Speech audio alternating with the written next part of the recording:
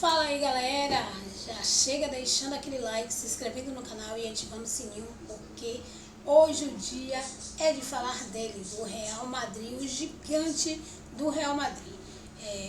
E vamos começar relembrando o confronto que ele teve com o Getafe. É isso mesmo, acho que falei certo, onde o Real Madrid venceu fora de casa por 1-0, com golaço, isso mesmo, que mais mostrou presença quando o time precisou. Claro, foram eles, o Vini, lógico, Rodrigo, e já sabe, né? Todos que estão ali para jogar. Mas, vocês sabem, tem um novo confronto vindo por aí, isso mesmo. Agora é isso mesmo, é hora de pensar no clássico dos clássicos, Real Madrid versus Barcelona. Quem será o melhor? Dia 26 teremos esse jogaço. O poderoso time merengue ou o rival catalão? Já comenta aí embaixo o seu palpite. Lembrando, galera, de deixar os créditos aí para TNT Cortes e Esporte, isso mesmo. Agora vamos pro vídeo. Senhoras e senhores, senhoritos e quem colar por aqui, sejam bem-vindos, hein, ao melhor futebol do mundo, segundona velha de guerra, a gente naquele cansaço ainda do final de semana, Páscoa, feriado, enfim, muitas coisas na cabeça, inclusive, peço perdão pelo meu olho, não sei se vai dar para ver aí, esse, eu tô com um troçolho, como se diz aqui em Portugal. É um terçol. Aqui é troçolho. Que deve ser, sei lá, o cara tem um troço no olho, ficou troço no olho, troço no olho, troço no olho, e foi virando troçolho. Ficou assim. Fica aí a informação. Se você vier para Portugal e tiver algum problema no olho, já sabe como ir na farmácia. Sejam bem-vindos, todos vocês. Boa tarde rápido antes de começarmos este programa. Boa tarde. Com elegância. Você já falou, né? Clarinha, boa tarde. Boa tarde a todos. Olá. Marcelito, já teve troçolho? Não, mas assim, eu fico chateado que você não esteja com o olho 100% queçada. Né? Espero que Sim. melhore o quanto antes. Aí, não é a primeira vez. Esse probleminha no olho. Hoje nós temos uma meta usada de 5.000 likes. 5.000 likes. 5.000 likes, se você não ouviu. É muita coisa. 5.000. São 5.000 likes. 5.000. 5.000. E 5.000 likes. Cansada? 5.000. 5.000 likes. É isso. E se batermos os 5.000 likes, tem um fun fact do meu aniversário da semana passada ou algum outro que a gente vai inventar por aqui. Então são 5.000 likes. Mas o que é do aniversário? Na cobertura? Você chegou em casa depois? Não. O que aconteceu na cobertura é que você não estava no programa que eu prometi que a gente hotel? não bateu. Lá no hotel. Vergonha. Você estava sim. Uma vergonha que eu passei, uma das maiores vergonhas que eu passei na minha existência. Pô, isso é mas precisa de 5.000 likes. Tem que ir muito longe para pensar nas suas vergonhas. Então, eu exagerei um pouco na expectativa, mas hoje acho que vai bater os 5.000 likes. Portanto, são 5.000 likes. E também quero vocês participando no Superchats, tá bom? Então, agora a gente vai abrir o programa com o nosso MFM News.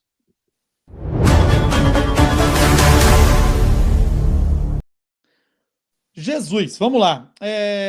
Eu quero começar com você, Fred Caldeira, já que você está hoje numa elegância com uma simples camisa vermelha.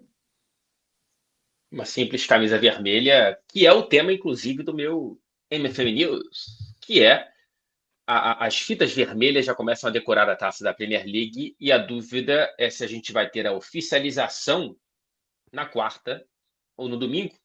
Isso porque na quarta o Arsenal entra em campo e se perder para o Crystal Palace, é muito improvável que o faça, até porque o jogo é em Londres, é no Emirates, sempre seria em Londres, né? Mas é no Emirates Stadium.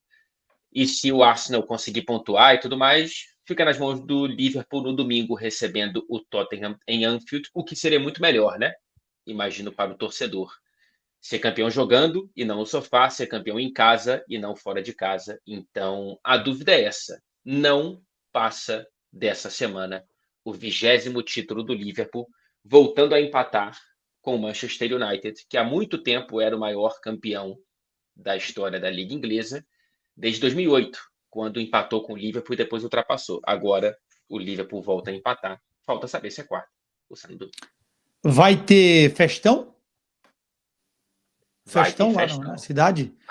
Vai ter festão. Inclusive, dizem que Jürgen Klopp pode comparecer também. Vamos esperar para ver a data e todos os detalhes. Muito bom. Marcelito, Hum. o seu MFM News.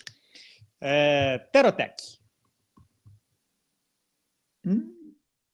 Porque hoje Hans Flick Opa. disse que Ter Stegen está apto para jogar, que já pode voltar, que o Barcelona vai decidir o melhor momento. Já tem algumas semanas que ele está treinando com o grupo e já poderia voltar. O Tec é porque assim é chamado o Chesney por aqui, né? É o apelido dele.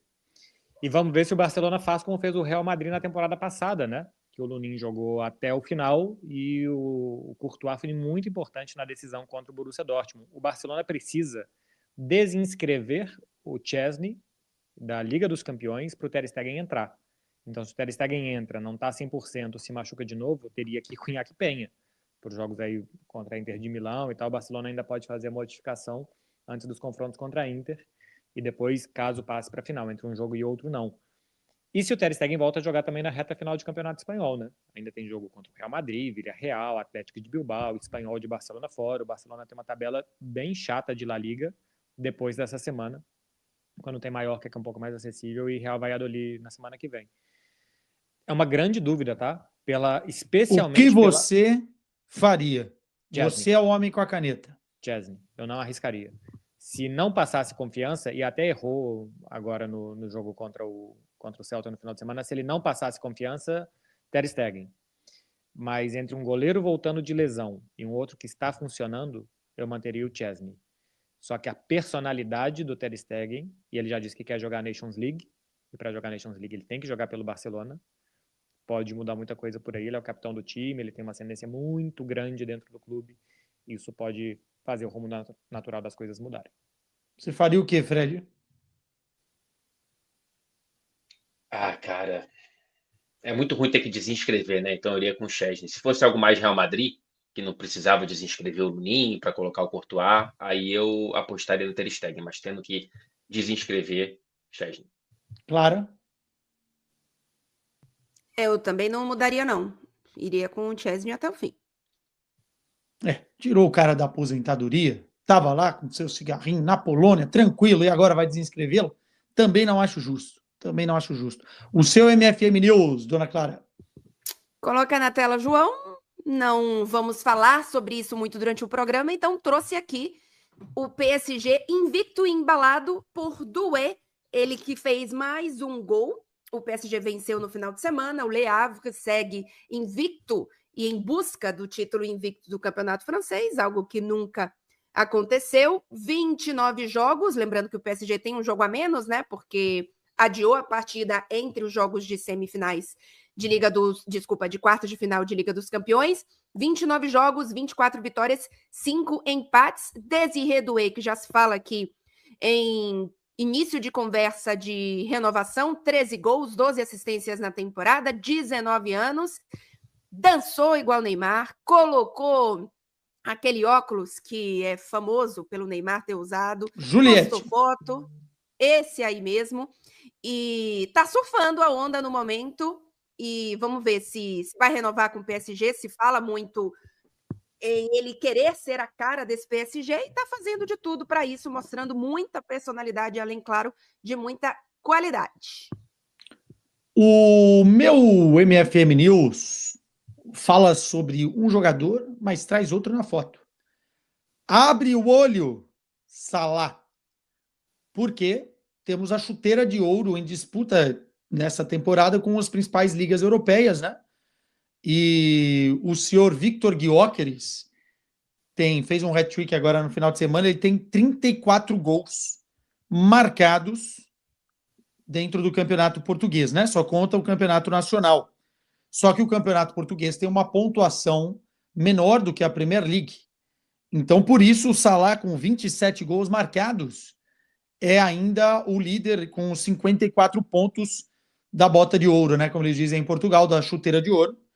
Só que o Gyökeres já está com 51 pontos. O Gyökeres tem 7 gols a mais e está com 51 pontos. Atrás vem o Lewandowski com 25 gols, né, em La Liga, está com 50 pontos. Ou seja, do jeito que o Gyökeres voltou a jogar muito, muito bem e voltou a empilhar gols, talvez o Salahzinho do seu Frederico não sei se vai ganhar mais esse prêmio aí não, hein? E ele não marca pela Premier desde o dia 8 de março. São 4 rodadas sem fazer gol para o Mohamed Salah, o que para alguns é rotina, para ele é uma seca desértica. Gyökeres que tem só pelo clube 47 gols em 46 partidas nessa temporada, é o principal artilheiro europeu, mas não entra no top 5 de ligas, né? Por isso que tem que correr mais que os outros nesta pontuação. Lembrando que o Campeonato Português tem 34 rodadas, 4 a menos do que a Premier League. Esse foi o nosso EBFM Deus.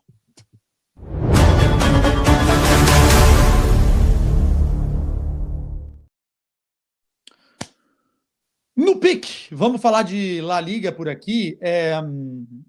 Senhor Marcelo Beckler, briga pela ponta. O Real Madrid ontem, com aquele golaço do Valverde, respirou, hein? Porque senão a coisa podia ainda estar mais azeda do que já estava. E o Barcelona também, né? Que estava perdendo do Celta por 2 gols de diferença e foi virar no minuto 99 a 54 do segundo tempo. Os dois sofreram muito no final de semana. O Real Madrid acho que fez um muito bom segundo tempo ontem contra o Atlético de Bilbao. O Vinícius Júnior jogou muito bem. Não sei se... Acho que o Vinícius é um cara que na adversidade ele consegue dar boas respostas e depois da eliminação, acho que ontem animicamente ele é quem estava melhor no Real Madrid. Não contou com o Mbappé e o Endrick entrou bastante ativo também no segundo tempo e ganhou com esse golaço do Valverde. O Real Madrid segue 4 pontos atrás do Barça, com um confronto direto para jogar daqui a 2 semanas, né? O jogo é dia 11 de maio, daqui a 3 semanas mais ou menos. O Barcelona já tem a dúvida do Lewandowski para lá. Parece que a Liga está mais ou menos ganha pelo Barcelona, porque tem 4 pontos de frente, mas o que eu sempre lembro é que a tabela do Barcelona pós-clássico é muito difícil. O Barcelona pega o Villarreal, que é um bom time que está brigando por Liga dos Campeões, joga fora de casa contra o Espanhol de Barcelona, que já está salvo do rebaixamento, está fazendo um bom segundo turno, que é lógico que o sonho do Espanhol sempre que pode é atrapalhar os planos do Barcelona. Aqui todo mundo lembra do Tamudaço, 2008, o Tamudo fez um gol no Barcelona na última rodada, 2007 eu acho, e tirou o título do Barcelona. Tamudo? Tamudo. Um atacante que chamava Tamudo. Falava nada, né? Ele era ruim de entrevista. E na última rodada o Barcelona vai a Bilbao jogar contra o Atlético de Bilbao, que é um time duríssimo também, que sabe, sei lá, o que vai precisar na última rodada, se vai jogar porque quer jogar e porque quer jogar muito bem e pode atrapalhar o Barcelona. Então a tabela do Barça é bem difícil, foi muito importante para o Barcelona vencer. E para o Real Madrid também foi muito importante manter esses 4 pontos. Se ficasse a 6, esses 2 pontos realmente poderiam fazer diferença. Mas nada mudou, tirando que o Lewandowski se machucou e o Barcelona tem uma arma a menos nas próximas rodadas. Vamos falar dessa lesão. Se o Johnny Boy puder trabalhar um pouquinho e colocar a tabela de La Liga para a gente ter uma noção do que está acontecendo, ficaria melhor.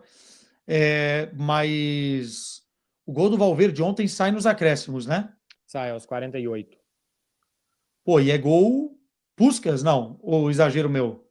É muito bonito, mas acho que para Puskás... É muito bonito.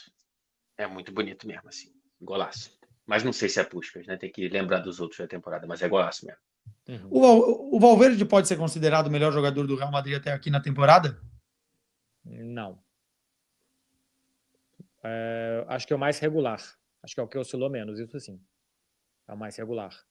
Mas Mbappé tem 33 gols, Vinícius, Bellingham já tiveram seus momentos, o Rodrigo alguma coisa também. O Valverde é de fato o que menos oscilou.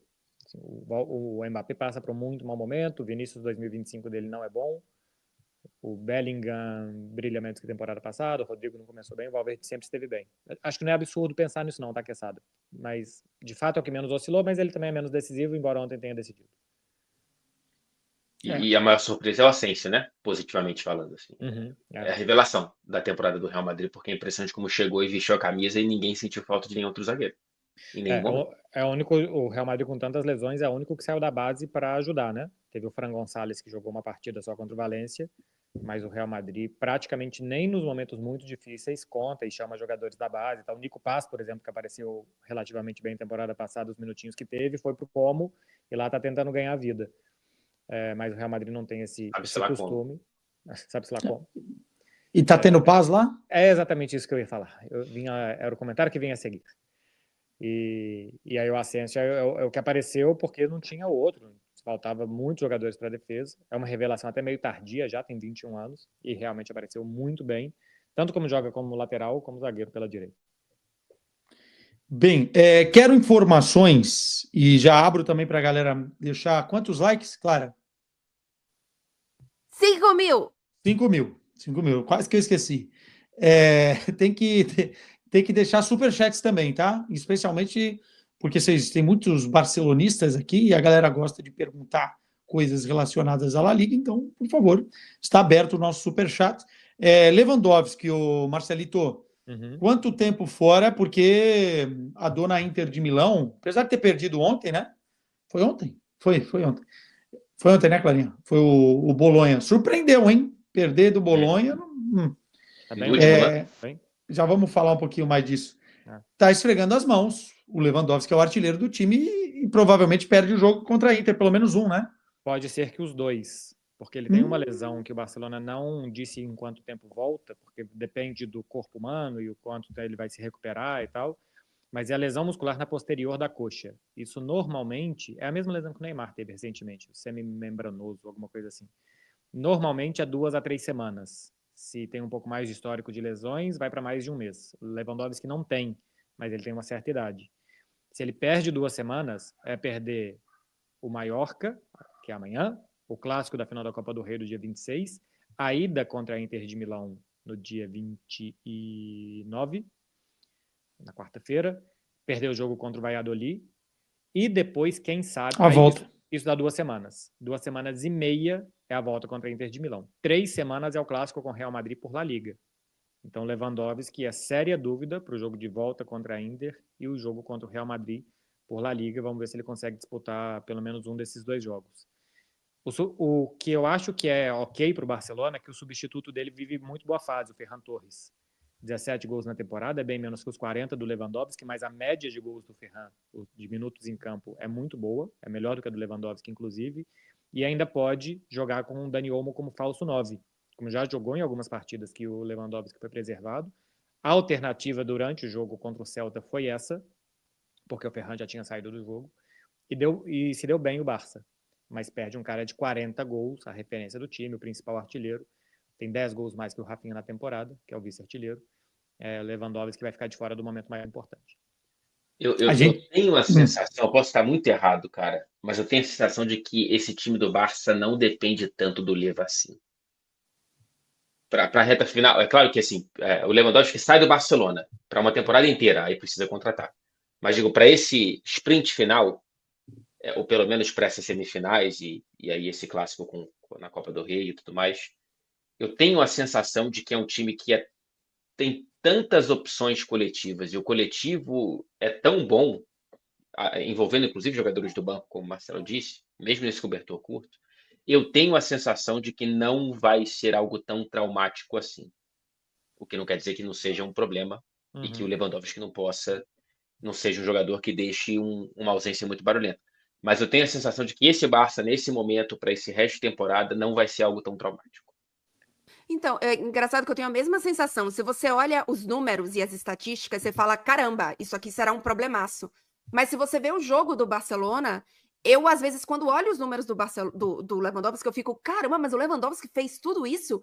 Porque eu tenho a sensação que é tudo tão distribuído, que tem tanta gente revezando no bom momento, nos gols, nas assistências, que eu tenho essa mesma sensação, Fredinho. Coletivamente, esse Barcelona encontra soluções. O que pode ser um problema, o Lewandowski não estando, para o elenco, né?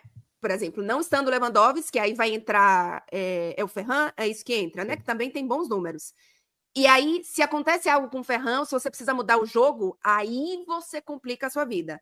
Mas aí é outra história, né? É o si que a gente não sabe se vai precisar. Eu tinha falado antes, o Leva tem uma média de 1 gol a cada 91 minutos, o Ferran de 1 gol a cada 79.